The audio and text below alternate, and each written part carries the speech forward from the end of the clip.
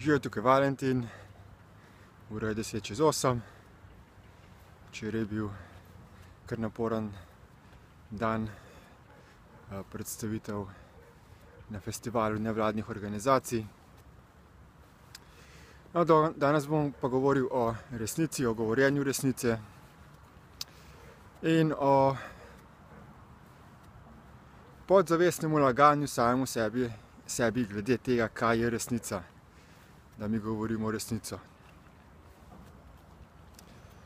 Naprimer, večina ljudi skriva resnico, se ne izraža odprto v komunikaciji z drugimi ljudmi.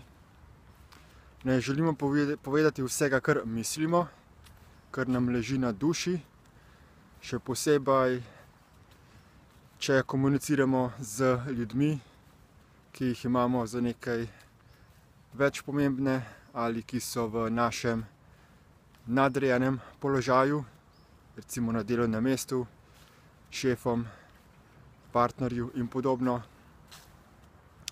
Ker se bojimo, da če bi povedali tisto, kar mislimo, da bi to ogrozilo naš položaj. Ali v partnerskem odnosu, ali v prijateljskem odnosu, ali na delovnem mestu, delovno razmerje. Torej, večina ljudi zatira to komunikacijo in seveda potem pride do določenih posledic, ko na ta način samega sebe notranje sabotiramo. Nekateri ljudje potem vidijo, da to ni v redu in se počnejo izražati bolj direktno, bolj neposredno. Nekateri se zavežejo, da bodo vsakemu povedali točno to, kar mislijo. Brez dlake na jeziku, da v trenutku, ko nekaj vidijo, ko nekaj slišijo, da tako rečejo nazaj svoje mnenje, da povejo, kaj je njihovo lastno prepričanje. In to ne bi bila najboljša komunikacija, kljub temu, da se zavedajo, da z tem načinom komunikacije lahko oziroma tudi dejansko nekoga čustveno prizadenejo, povzročijo konflikt. Toda govorjenje resnice naj bi bilo na dolgi rok najboljša rešitev. No, ampak kar se tukaj očitno ne zaveda, je to, da lahko kljub temu, da govorimo resnico, še vedno sami sebi lažemo. Zakaj? Zato, ker je zelo pretkan in nas prepričuje, da če govorimo tisto, kar nam pade na pamet, če izrečemo naše misli, da je pač to naša resnična komunikacija z drugimi. Kar se pa tukaj spregleda, je pa to, da misli, ki nam jih proizvede, v bistvu niso naše misli, ampak so podzavestne misli našega ki deluje z namenom razdvajanja in ustvarjanja konflikta.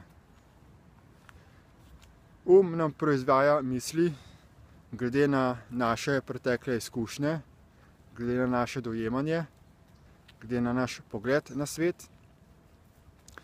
Ampak, če takšne misli izgovorimo, potem še vedno poslušamo ki pa je princip razdvajanja od realnosti od tega trenutka.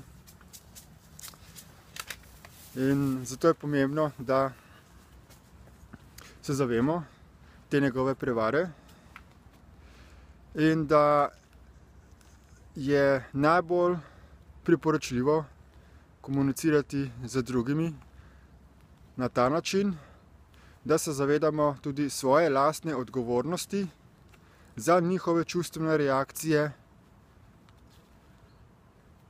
kljub temu, da jim mi rečemo tisto, kar mislimo, da je resnica, jim lahko to govorimo iz točke ločenosti, samo iz svoje perspektive, brez da bi razumeli in upoštevali njihovo stopnjo zavedanja, njihove miselne in čustvene vzorce, in zato lahko podzavestno, namerno, z govorjenjem resnice v drugih ustvarjamo namerni konflikt. Pomembno se je torej zavedati, da lahko sicer vemo, kaj je resnica, lahko sicer razumemo zadevo, ampak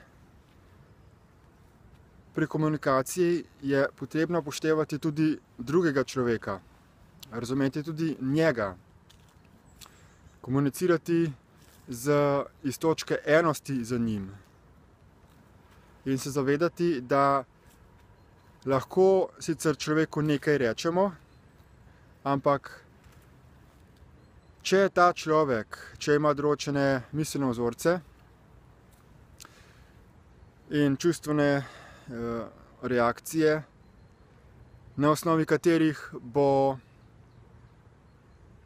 ko bo slišal našo tako imenovano resnico, če bo čustveno reagiral, potem ne bomo z govorjenjem naše resnice dosegli nič koristnega, ker zaradi čustvene reakcije tega človeka on teh naših informacij ne bo sposoben sprejeti, jih razumeti in bomo s tem ustvarili samo konflikt v njegovi notranjosti in samo drugačen negativni učinek, obraten učinek, kot pa smo si želeli s tem, ko smo govorili resnico. Torej, pomembno pri komunikaciji je, da postanemo eno z človekom, ki komuniciramo. Torej, da se postavimo v njegovo kožo, da razumemo vso njegovo zgodovino, trenutno sposobnost razumevanja, njegovo besedišče, njegovo čustveno zrelost in da potem rečemo tisto, kar vidimo, da bo prineslo v tem človeku določeno stopnjo razumevanja.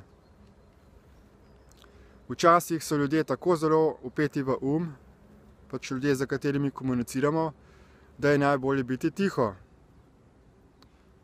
Včasih je bolj koristno, da storimo povsem nekaj drugega, kot bi storili sicer nekomu, ki ima zdravo pamet, ki je sposoben razumeti stvari, ki je čustveno stabilen, zato da se pač doseže neko realizacijo.